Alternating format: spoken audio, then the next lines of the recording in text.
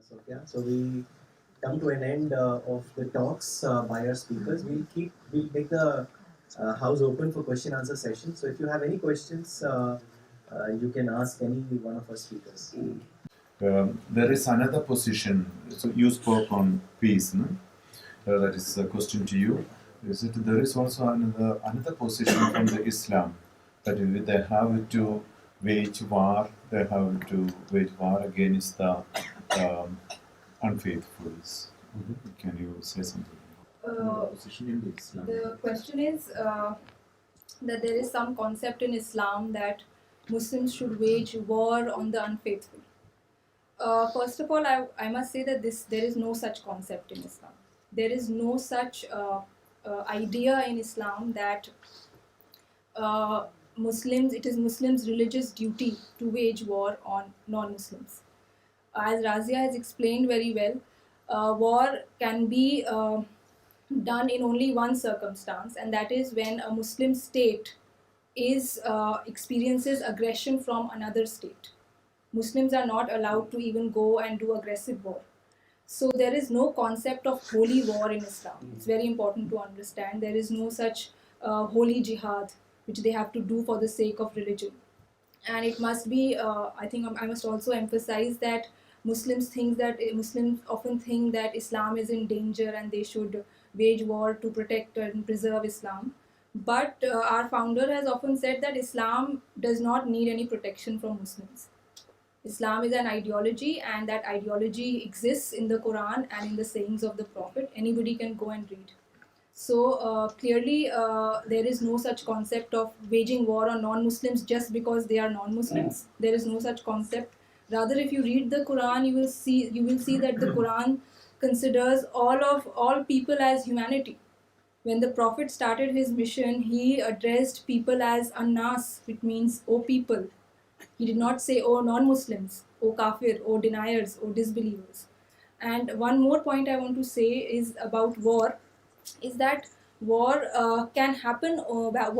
Prophet was forced to do war, the Prophet of Islam, because he came in a tribal age. Tribal age is a culture of war, culture of yielding swords. But we are not in a tribal age anymore. There is peace all around. And therefore, the commandment for war should be considered suspended in this age. This is a very important principle which everybody needs to understand, most importantly Muslims. Thank you for your good intention. Brother Francis said at the beginning that this this summit is also happening because you feel misunderstood in many aspects, and you spent a lot of energy, a lot of words in trying to correct what you call wrong beliefs, maybe prejudices against Islam. You three speakers, when you defended Islam, you always referred to the past. You said what the original version of Islam was, what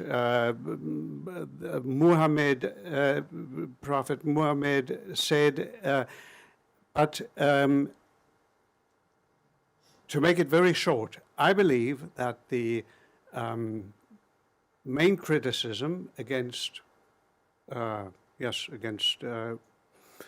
Muslims living and the problem of peaceful coexistence goes back because we do not, let me be personal, I do not believe I do not know the Quran, I only judge reality. And reality shows me that there are great problems in equality between men and women. I see that there is a lot of war in Islamic countries, and there are lots of conflicts between other religions and Muslims, and that peaceful coexistence is only possible in countries where Muslims are still a minority. Whenever they are a majority, it becomes a problem for others who are not Muslims. Yeah? For example, Malaysia is a country that now has a Muslim majority, and other religions feel suppressed, and they are suppressed. Yeah? Thank you. I think, like Rajat just mentioned, it's a very important observation that you've made, and in fact, I can echo with that observation as well, because growing up, and I had briefly touched upon this when I was talking, that growing up in the era when 9/11 happened, I was still a teenager, and I still vividly remember the images of planes crashing into the Twin Towers. And trust me, while I was born in a Muslim family, it is one of the most disturbing images that I still vividly happen to remember. And what it did overnight and then during the course of the next months and years was also to put me in a dilemma, that was I a proponent of a religion which was sanctioning violence? Was I a proponent of a religion which was actually allowing killing? And that led me to study, and which is when I stumbled upon Maulana Wahiduddin Khan's writings. And you're right that we often referred back to the classical scriptures of Islam, which is the Quran and Hadith. And there is a very important thing that Maulana says. He says that we must differentiate between Islam and Muslims, and that is really where I got my answer, because I could also see Muslims around doing completely different things, which I never thought was Islam. And here, when you read Islam, you realize that no, it is completely different. So the only answer that, and I'm sharing what I found, was that Muslims do not understand Islam. So today, the Muslim population that we have, by and large, they do not have the idea of what Islam means. And that is largely either stemming out of their own lack of study, lack of misinterpretation. There can be several factors attributed to it. But that's what I would like to concisely say, and maybe Ampa and Maria can add on to that. I'll go point-wise, because you made a number of points.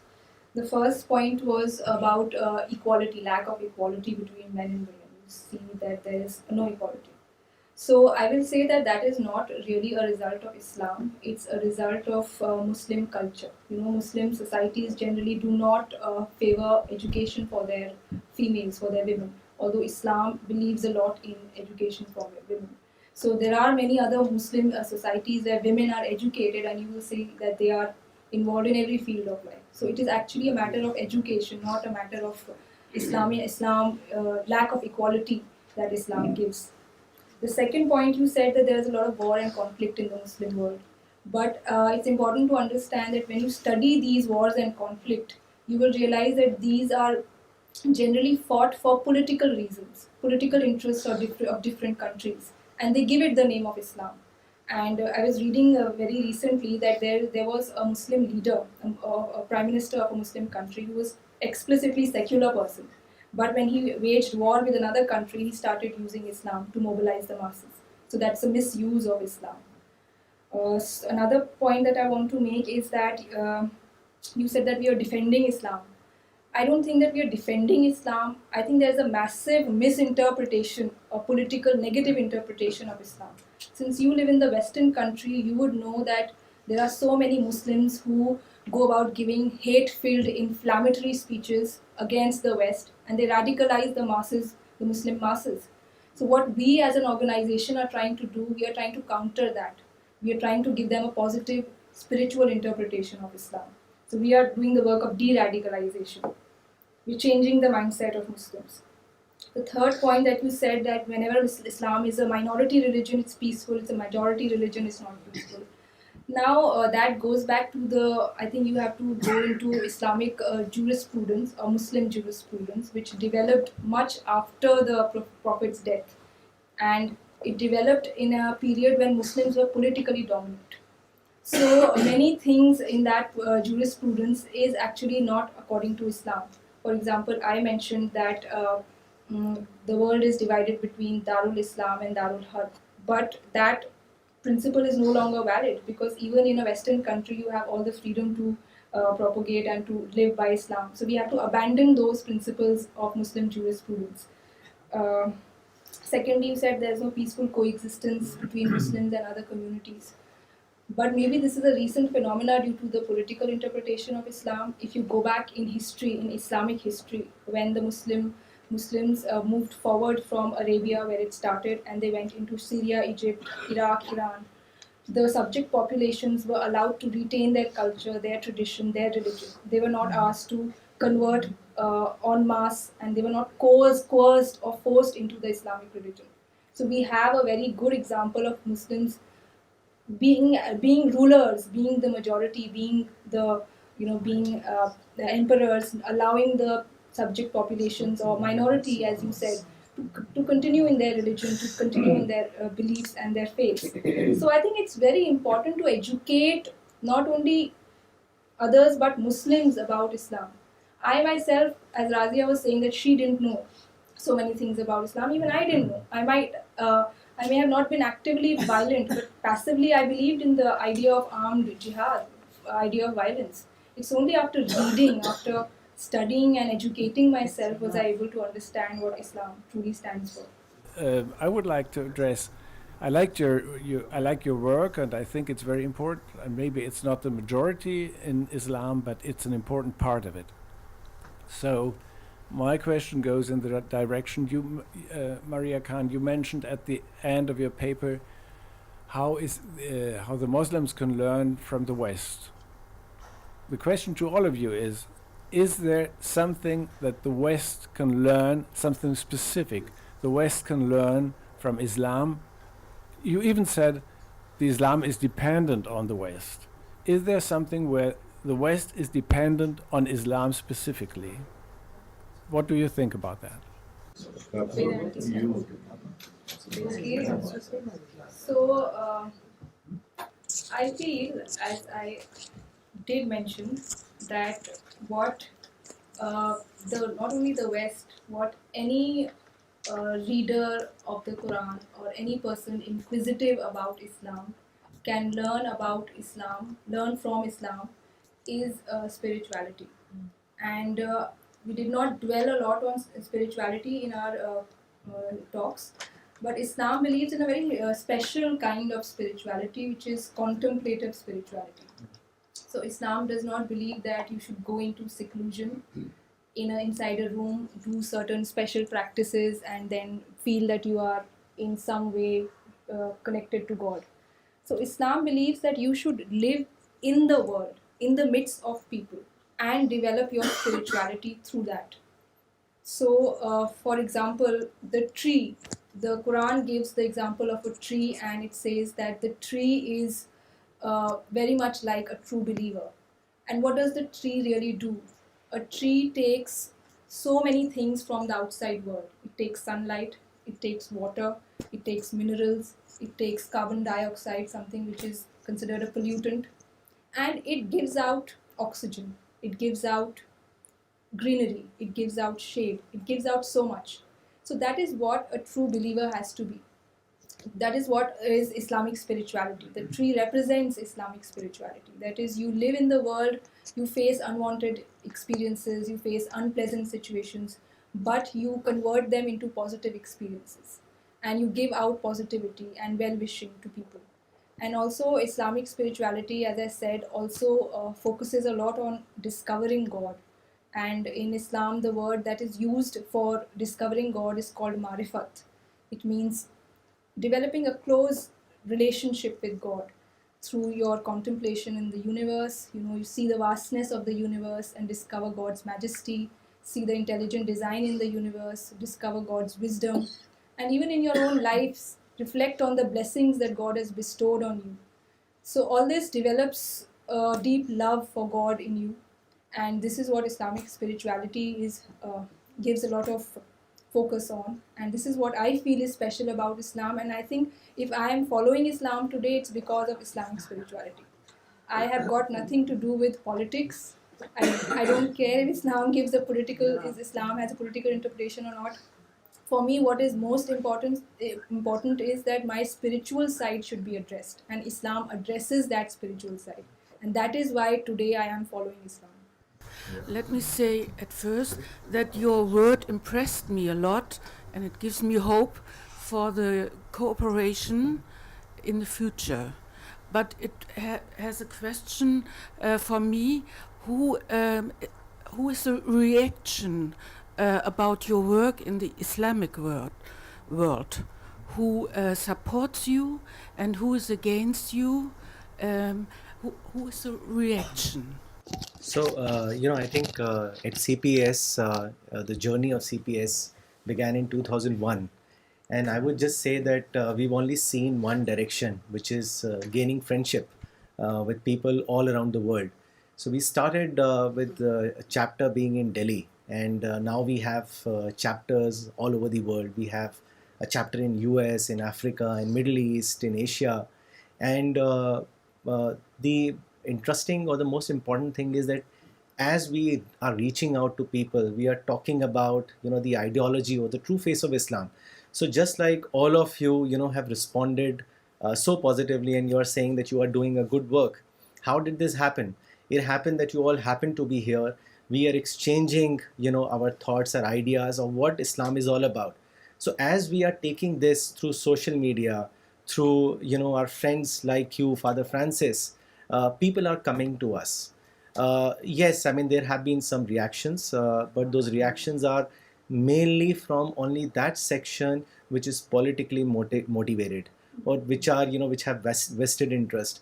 For them, Islam is not the real criteria, but furthering their own personal interest is the criteria. So it doesn't matter to us. That's okay. That was expected. But to answer your question, so CPS started, as I said, from Delhi and has truly become, global. We've had representations not only from the civil society, but also from the governments who are following us. There are research scholars from Europe and USA who are doing researches on our founder, and they have been using his ideology by presenting papers in international academic world. Recently, somebody from Japan who had visited our founder last year, so she took 1 year to conclude her paper on the peaceful and the practical aspects of peace and how it can change the society. So we just got a mail from her last week that the paper has been published and it is available in the domain area. So yes, with God's grace, I think we are moving ahead. And I guess next year when we meet, we will have more interesting experiences to share with all of you. Thank you. That means you said, who said on the woman in Islam was you? Professor Farida. Yeah, you. That's the Professor Farida Khan. You said that there is the role of the woman in Islam. There is a lot of freedom for the woman. But as your question is, but then in Christian religion also there is a lot of freedom for the woman. But how do you? Yeah, rights, freedom, and for the rights and freedom. Correct. But how do you explain the position of the woman now? Ja, kann eine Frau Imamin werden. Can a woman an imam? An imam, why not? So that is the some of the rights of this woman. This is not done. Yes, a woman can lead. A woman can lead prayers when only women are praying. This is the jurist stand. Because when men are praying, then the imam should be man. But when women are praying, the woman can pray now. But now these days, there are some mosques have also been built in which women are in charge and they lead the prayer. Now, but this is not the Islamic stand. In Islamic stand, when only women are praying, then a woman can lead the prayer.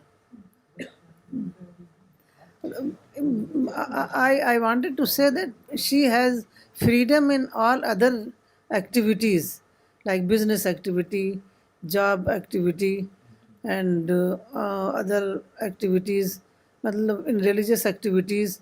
Lekin in there are some ritual acts which are the usually attributed to men.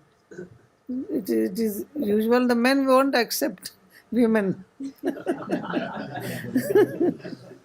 This is the problem. It is not prohibited in Islam in the Quran, but it is only with the acceptance of men. Only then women can lead the prayer. You know, I just want to add one thing. In CPS International, the status of women is greater than men. Well, on this stage, there are 4 CPS members. There's only 1 man and 3 women. And, you know, interestingly, if you meet the CPS, I would say departmental heads, whether it is editorial or printing, publishing, in most of their roles, it is the woman who is at the forefront. So men follow the women. So it's a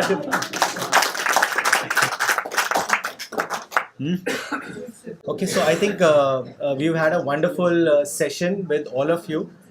Thank you so much. I think the environment is completely spiritual, and I would like to thank Father Francis for making this possible, that we could meet all you German brothers and sisters. And special thanks to Sister Sophia and Father Harold for making us understandable to all of you. We pray and hope that you have a lovely stay in our country. You have a lot of spiritual experiences and you get a safe journey back home. We also have you know, some spiritual gifts for all of you which are outside you know, this room. It also contains a German translation of the Quran and other books. So yes, thank you very much.